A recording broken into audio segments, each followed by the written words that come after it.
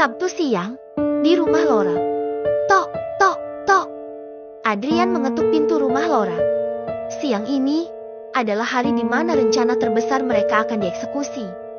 Ia perlu menjelaskan detailnya pada Laura untuk memastikan segalanya berjalan lancar. Selamat siang, Dick. Laura ada? Sapa Aryan. Setelah pintu dibuka oleh Vivi. Ada, Mas. Silakan masuk. Sebentar, akan saya bangunkan dulu Kak Lauranya. Vivi pun masuk ke kamar Laura, lalu membangunkannya. Kak, bangun. Dicari cowok tuh. Siapa? Gak tahu. Kak, aku gak kenal sama dia. Setelah Vivi keluar dari kamarnya, Laura duduk untuk mengumpulkan nyawanya. Hai, Wildan. Bentar ya, aku cuci muka dulu semenit. Setelah menyapa Wildan, Laura berjalan menuju kamar mandi, lalu membasuh mukanya. Setelah itu, ia kembali menemui Wildan di ruang tamu. Laura, bisa nggak kita bicara empat mata aja? Ada adikmu tuh. Bahaya kalau dia sampai mendengar rencana kita. Kata kamu, dia lurus banget kan orangnya. Laura mengangguk. Oke, akan kubereskan. Vivi, sini. Panggil Laura pada sang adik. Ada apa, Kak? Tolong ke minimarket bentar ya. Beliin roti tawar kupas sebungkus, selai coklat, token listrik sekalian yang 100.000. Telur, gula pasir, beras, minyak, dan stok lain yang sudah mulai menipis, kamu sekalian beli. Ya, oke, Kak. Duitnya mana? Aku boleh beli coklat 2 batang gak, Kak? Boleh. Ambil uang di dompetku 500.000. Kalau sisa, balikin ya. Tak lama kemudian, Vivi pun berangkat dengan motor kakaknya. Adrian dan Laura kembali meneruskan pembicaraan mereka. Jadi gini, ya Laura. Pukul 3:30 sore.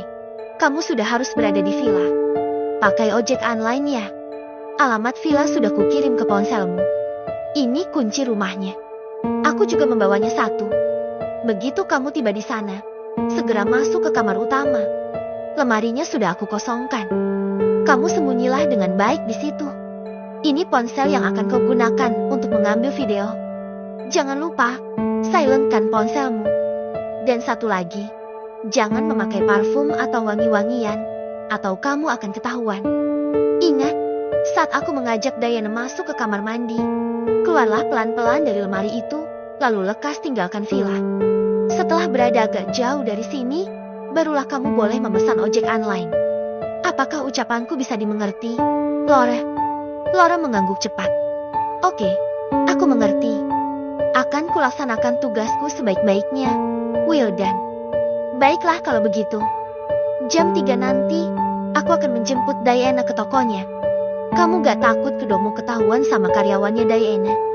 Selama ini aku tak pernah mau menjemput Diana di minimarketnya itu, karena 2 karyawan shift paginya itu paham dengan wajahku. Laura mengangkat jempol kanannya. Kate, ngomong-ngomong, apakah kamu butuh obat perangsang? Pria Singo yang bernama lengkap Wildan Adriansyah itu terkekeh pelan. Aku tidak membutuhkan obat perangsang sama sekali untuk menaklukkannya.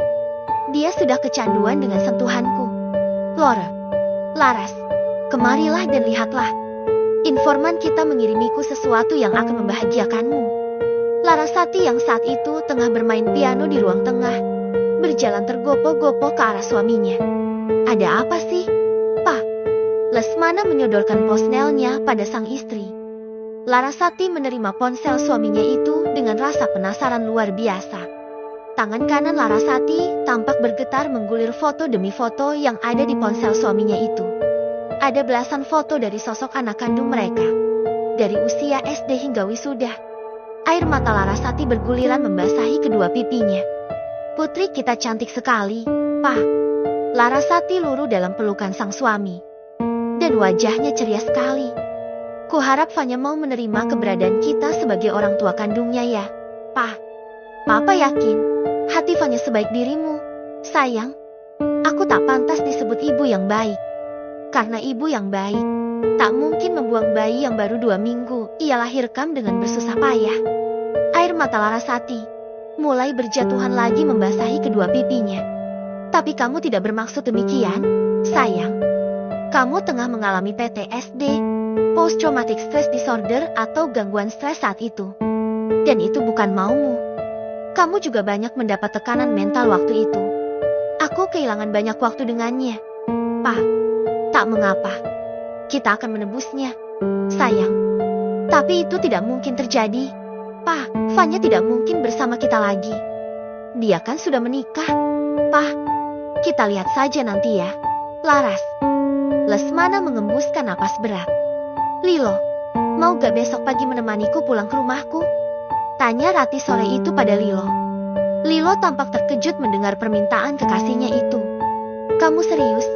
Rati? Rati mengangguk perlahan. Aku serius, Lilo. Kali ini aku akan bilang terus terang pada mamamu bahwa aku ingin minta tolong padamu untuk mengantarkan aku pulang menemui kedua orang tuaku. Kamu mau kan nganterin aku?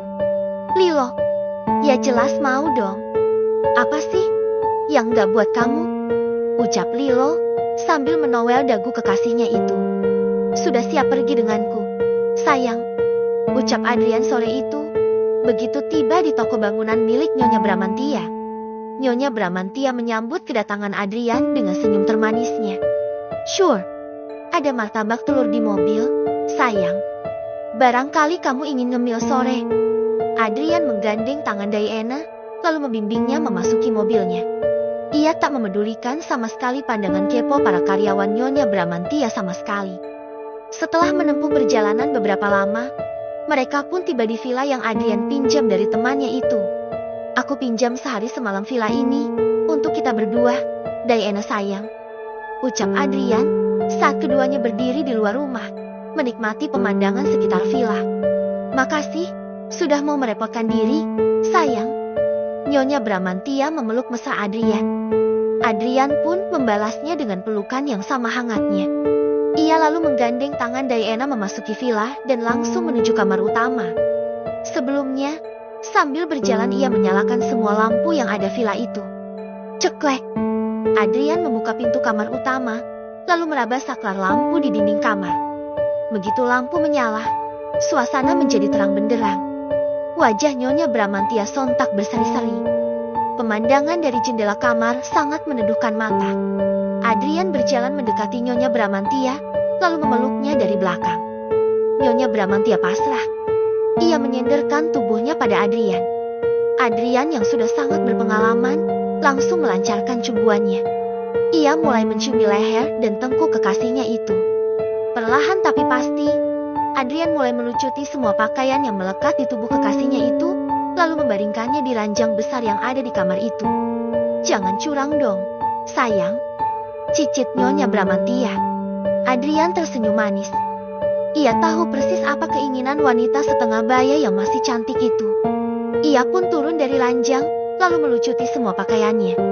Adrian naik ranjang dan mulai mencumbu tubuh Nyonya Bramantia dengan penuh gairah beberapa lama, hingga lenguhan panjang terdengar dari bibir keduanya, menandai akhir persenggamaan ronde pertama mereka. Apakah kamu sudah lelah, sayang? Tanya Adrian, beberapa saat setelah penyatuan pertama mereka. Kini mereka tengah berpelukan di ranjang, sambil mengatur napas mereka yang ngos-ngosan. Belum, sayang. Apakah kamu ingin lagi? Adrian menganggukkan kepalanya. Aku ingin mengajakmu bercinta di kamar mandi, sayang. Setelah itu, kita akan berendam bersama di bathtub dengan air hangat. Memesan makan malam, lalu tidur berpelukan hingga pagi. Tawaranmu sangat menggiurkan sekali, Adrian. Aku tak kuasa menolaknya. Adrian lalu membopong tubuh telanjang Nyonya Bramantia ke kamar mandi.